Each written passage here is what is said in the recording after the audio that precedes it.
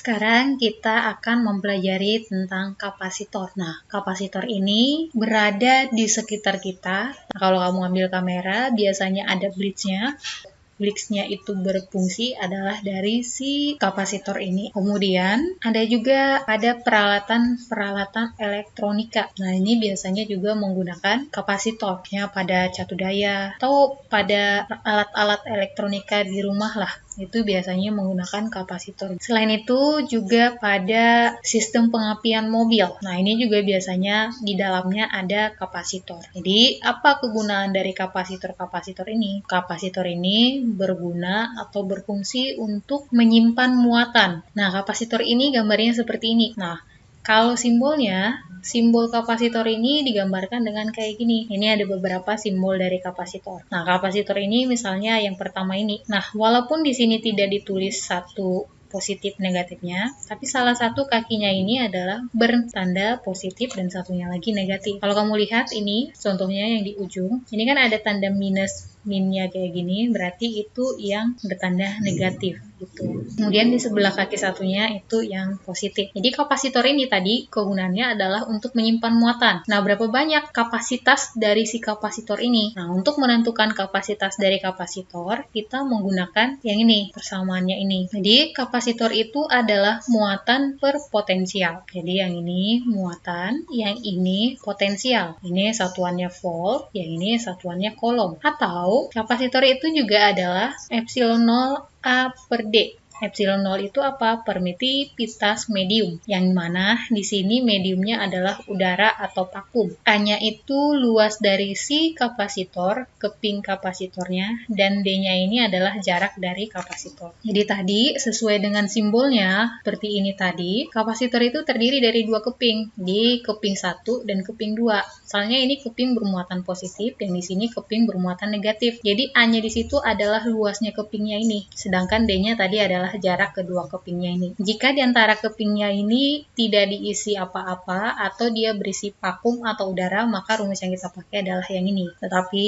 jika di tengahnya ini diisi dengan bahan lain, maka kita pakai rumusnya adalah yang ini. C-nya, kapasitas kapasitornya adalah epsilon R kali epsilon 0 kali A per D. Epsilon 0-nya itu, epsilon 0-nya sama seperti yang di atas. Epsilon R-nya itu adalah permitivitas relatif medium. Artinya tergantung mediumnya. Kalau mediumnya A, permitivitasnya sekian. Medium B, permitivitasnya sekian. Tergantung dari jenis medium di antara kedua kepingnya ini. Nah, tadi kapasitor ini berguna untuk menyimpan muatan. Nah, berapa banyak yang bisa energi yang disimpan si kapasitor ini? Jadi kita menggunakan rumus W sama dengan setengah Q kuadrat per C, itu atau sama dengan setengah Q kali V, atau sama dengan setengah CV kuadrat. Ini adalah rumus-rumus untuk mencari energi yang tersimpan pada kapasitor. Jadi boleh pakai yang pertama, yang kedua, yang ketiga, tergantung yang mana yang diketahui, atau kamu lebih ingat, lebih paham menggunakan rumus yang mana aja. Terserah. Nah, yang berikutnya, kapasitor itu juga bisa dirangkai.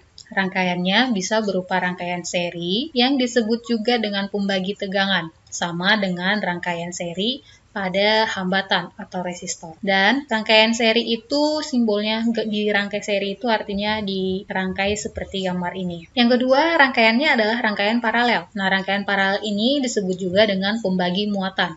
Atau kalau di rangkaian hambatan disebut dengan pembagi arus gitu ya. Sedangkan arus itu sendiri adalah muatan yang mengalir. Jadi rangkaian paralel adalah pembagi muatan, sedangkan rangkaian seri adalah pembagi tegangan. Nah, pada rangkaian seri ini, tadi dia pembagi tegangan, sedangkan muatan di 1, muatan di 2, muatan di 3 sama. Jadi muatannya sama, Q-nya sama. Yang berbeda itu adalah potensialnya. Potensial total dari sumber tegangan ini itu adalah hasil dari penjumlahan dari ketiganya ini. Atau potensial total ini dibagi-bagi ke masing-masing kapasitor. Nah, kalau kita ingin mencari kapasitas kapasitor pada rangkaiannya ini, maka kita menggunakan rangkaiannya 1 per C seri sama dengan 1 per C1 ditambah 1 per C2 ditambah 1 per C3.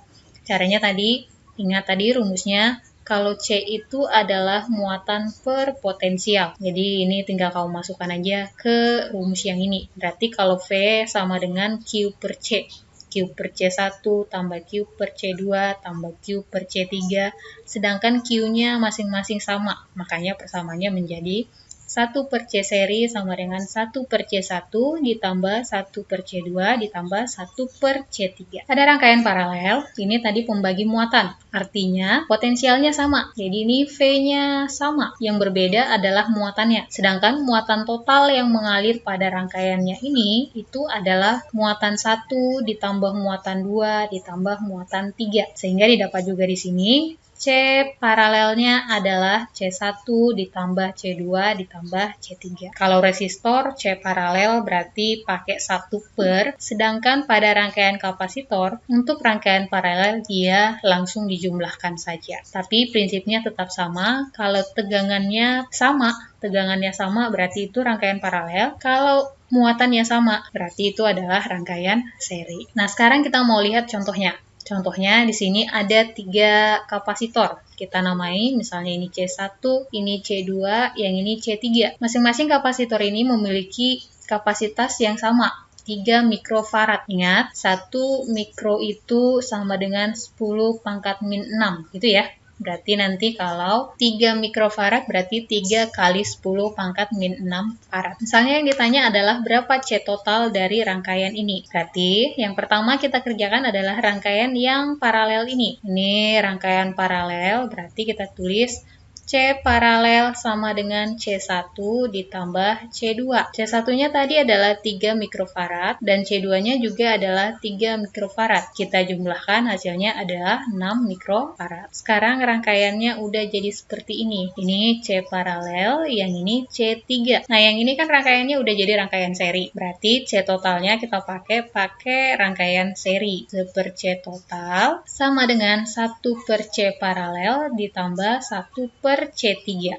Nah, tinggal kita masukkan hasilnya. 1 per C total sama dengan 1 per 6 mikrofarad, atau satuannya nanti aja kita masukkan gitu ya. Ditambah 1 per 3. Nah, ini samakan penyebut 6, 1 ditambah 2. Berarti 3 per 6. Berarti C totalnya jangan lupa dibalik. Berarti 6 per 3. Jadinya adalah 2 mikrofarad. Nah, ini udah ketemu C totalnya. Kemudian misalnya kita mau mencari muatan di masing-masing kapasitor. Atau yang kedua kita mau mencari berapa potensial di masing-masing kapasitor. Sekarang kita mau cari dulu berapa muatan di paralel, berapa muatan di 3. Sedangkan 3 dan paralel itu rangkaiannya seri. Berarti ini nilainya adalah sama. Berarti kalau kita cari QP sama dengan Q3 sama dengan, tadi ingat rumusnya adalah C sama dengan Q per V. Berarti kalau kita ubah Q-nya sama dengan C dikali V. Ini C dikali V. C yang mana yang kita pakai? C total. V yang mana yang kita pakai? V total. Nah, kalau di gambar ini berarti V totalnya adalah 12. Berarti kalau kita masukkan C totalnya tadi adalah 2 mikro. Mikronya kita masukkan berarti 2 kali 10 min 6 farad dikali voltnya, 12 volt. Berarti ini adalah 24 kali 10 pangkat min 6, satuannya adalah coulomb. Atau ini boleh juga 24 mikro.